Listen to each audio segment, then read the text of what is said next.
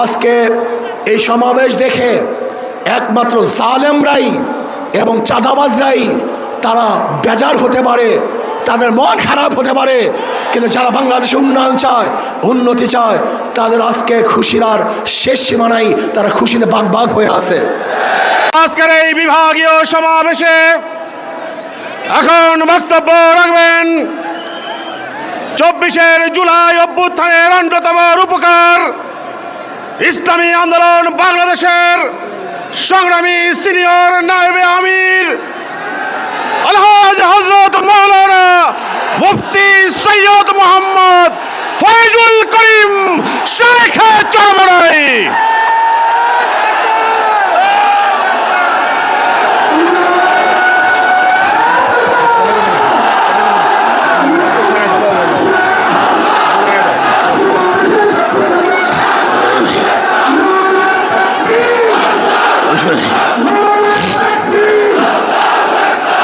আসসালামু আলাইকুম।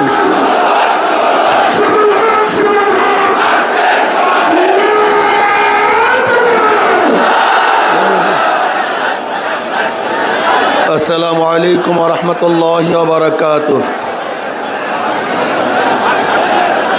নাহমাদু ওয়া নুসাল্লি আলা রাসূলিহিল কারীম, আম্মা বাদ। ফাআউযু বিল্লাহি মিনাশ শাইতানির রাজীম। বিসমিল্লাহির রহমানির রহিম। ولا تهنوا ولا تحزنوا وأنتم الأعلون إن كنتم مؤمنين صدق الله العلي العظيم। সবাই পড়ি সাল্লাল্লাহু আলাইহি ওয়াসাল্লাম। 8 দলীয় কর্তৃক আয়োজিত আজকে বরিশালের ইতিহাসে সর্ববৃহত্তম এই জনসভার সম্মানিত সভাপতি, প্রধান অতিথি, নেতৃবৃন্দ, সকল স্তরের ইসলাম প্রিয় দেশপ্রেমিক ভাইয়েরা আমার, আজকে সমাবেশ প্রমাণ করেছে আগামী সংসদ হবে ইসলামের সংসদ। আজকে সমাবেশ প্রমাণ করেছে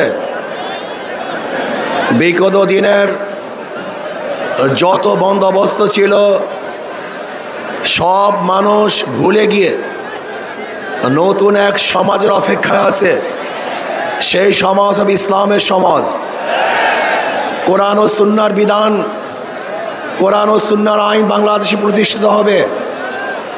কোরআন ও সুন্নাহর আইন প্রতিষ্ঠিত হলে সাম্যতা রক্ষা হবে, মানুষের মধ্যে বৈষম্য থাকবে না।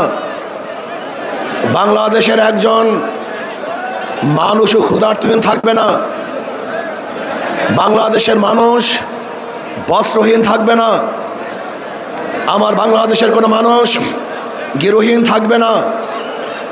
যদি ইসলামী হুকুমত হয়, বাংলাদেশের একজন মানুষও চিকিৎসাবিহীন মারা যাবে না ইনশাআল্লাহ।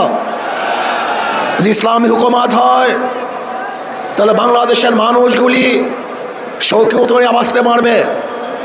এই ভূখণ্ডের দিকে কেউ আঙ্গুল তুলে তাকাতে পারবে না। যদি ইসলামী হুকুমত হয়, বাংলাদেশের একটা টাকা বিদেশে পাচার হবে না। যদি ইসলামী হুকুমত হয়, কোনো জালেম বাংলাদেশে জুলুম করতে পারবে না। যদি ইসলামী হুকুমত হয়, বাংলাদেশের খেটে খাওয়া মানুষগুলি, যারা শ্রমিক, তাঁতি, জেলে, কামার, ঋষি, মজদুর, শ্রমিক, প্রত্যেকটা শ্রমিকের ন্যায্য অধিকার প্রদান করা হবে। আমার মা বোনদের ইজ্জত আবরুকে রক্ষা করা হবে। বাংলাদেশের অন্যায় করে বিচার হবে না। সমস্ত বিচারালয়গুলি স্বাধীনভাবে বিচার করবে। বাংলাদেশে কেউ খাবে কেউ খাবে না, তা হবে না, তা হবে না। ইসলামী হুকুমত হয়, কেউ 10 তলায় আর কেউ নিচ তলায় হবে না। কার দস্তারখানে হাজার রকমের খাদ্য থাকবে, আর কেউ না খেয়ে ধুকে ধুকে মারা যাবে। এক মুঠা খাদ্যের জন্য ওই ডাস্টবিনে কাক কুকুরের সাথে লড়াই করবে। এই দৃশ্য বাংলাদেশের মানুষের দেখবে না ইনশাআল্লাহ। ইসলামী হুকুমত হয়, আজকে ক্ষুধার তাড়নায় তার বাচ্চাদেরকে মা এবং বাবা বিক্রি করবে না। যদি ইসলামী হুকুমত হয়, তাহলে ক্ষুধার তাড়নায় সমস্ত বংশের সমস্ত পরিবারের লোকগুলি একত্রিত হয়ে আর কোনোদিন আত্মহত্যা করবে না। যদি ইসলামী হুকুমত হয়, এদেশের হিন্দু, বৌদ্ধ, খ্রিস্টানরা তাদের স্বাধীনভাবে ধর্ম পালন করবে, বাধা দেওয়ার মতো কেউ থাকবে না। ইসলামী হুকুমত হয়, প্রত্যেকটা খ্রিস্টান, হিন্দু, বৌদ্ধরা তাদের ব্যবসা প্রতিষ্ঠানগুলি নির্বিঘ্নে ব্যবসা করবে। সেখানে গিয়ে কেউ চাঁদা তোলার সাহস কেউ দেখাতে পারবে না।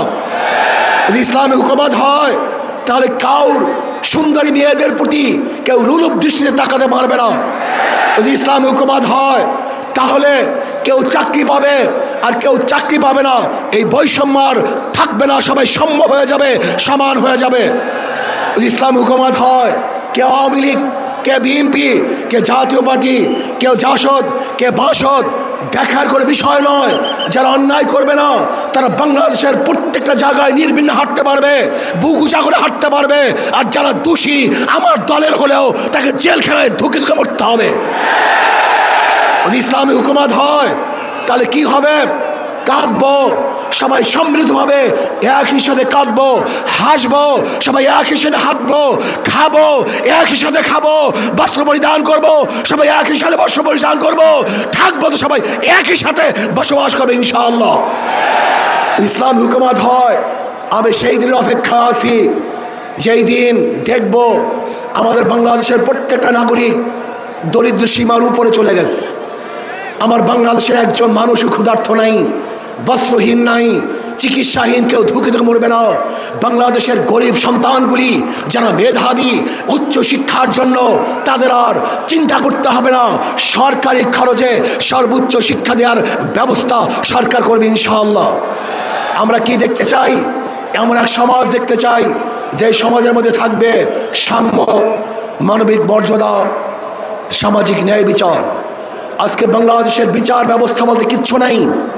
আপনারা দেখেছেন আমাদের দেশের ল, আমাদের দেশের আইন, কেউ যদি আসামি হয় এবং সাজাপ্রাপ্ত হয়, তাকে কোর্টে হাজির হয়ে তারপরে জামিন মঞ্জুর করাতে হয়। কিন্তু আমরা কি দেখেছি? বিদেশে থাকা অবস্থায়ও কোর্ট তাকে জামিন দিয়ে দিয়েছে। এরকম আইন বাংলাদেশের আছে বলে আমার জানা নেই। তার মানে বিচার বলতে আমাদের বাংলাদেশে কিছুই নেই। আজকে এই সমাবেশ দেখে একমাত্র জালেমরাই এবং চাঁদাবাজরাই তারা বেজার হতে পারে, তাদের মন খারাপ হতে পারে, কিন্তু যারা বাংলাদেশে উন্নয়ন চায়, উন্নতি চায়, তাদের আজকে খুশির আর শেষ সীমা নাই, তারা খুশিতে বাগ বাগ হয়ে আছে। আসুন আমরা যে ইসলামী দল করি, ইসলামী সংগঠন করি, মিথ্যা বলবো না, ধোঁকাবাজি করব না। আমাদের চরিত্র আখলাককে মজবুত করতে হবে। নবী আলাইহিসসালাতু ওয়াসসালামের ব্যাপারে আল্লাহ পাক বলেছেন, ইন্নাকা লাআলা খুলুকিন আযীম। অথচ আমরা ইসলামী সংগঠন করি, আমরা মিথ্যা আশ্রয় নেই, ধোঁকাবাজি করি। এটা ইসলামী সংগঠনের কোনো সদস্যের চরিত্র হতে পারে না। যা বলবো স্পষ্ট বলবো, যা কিছু করবে স্পষ্ট বলবো, কোনো অবস্থায় মিথ্যা বলবো না। যদি আমরাও মিথ্যা বলি তাহলে আমাদের উপরে মানুষ আস্থা হারিয়ে ফেলবে, আমাদের কথাও মানুষ বিশ্বাস করবে না। আসুন আগামী নির্বাচনে ঐক্যবদ্ধভাবে নির্বাচন করবে ইনশাআল্লাহ। আমি আগেই বলে দিয়েছিলাম, যদি আমরা মুনাফিকি না করি, আমাদের কলিজা, আমাদের কলম যদি ঠিক থাকে, আগামী ইসলাম হুকুমত হবেই হবে ইনশাআল্লাহ। লিখে রাখতে পারেন, লিখে রাখতে পারেন, আগামী সংসদ হবে ইসলামের সংসদ, আগামী সংসদ হবে কোরআন ও সুন্নাহর সংসদ। আল্লাহ আমাকে এবং আমাদের সবাইকে একই সাথে এক ও ন্যাক হয়ে ইসলাম হুকুমত কায়েম করার জন্য আল্লাহ পাক আমাকেও চেষ্টা করার তৌফিক দান করুন, আমাদের সবাইকে কবুল করে নেন। আমা আলাইনা ইল্লাল বালাগ। আসসালামু আলাইকুম ওয়া রাহমাতুল্লাহি ওয়া বারাকাতুহু।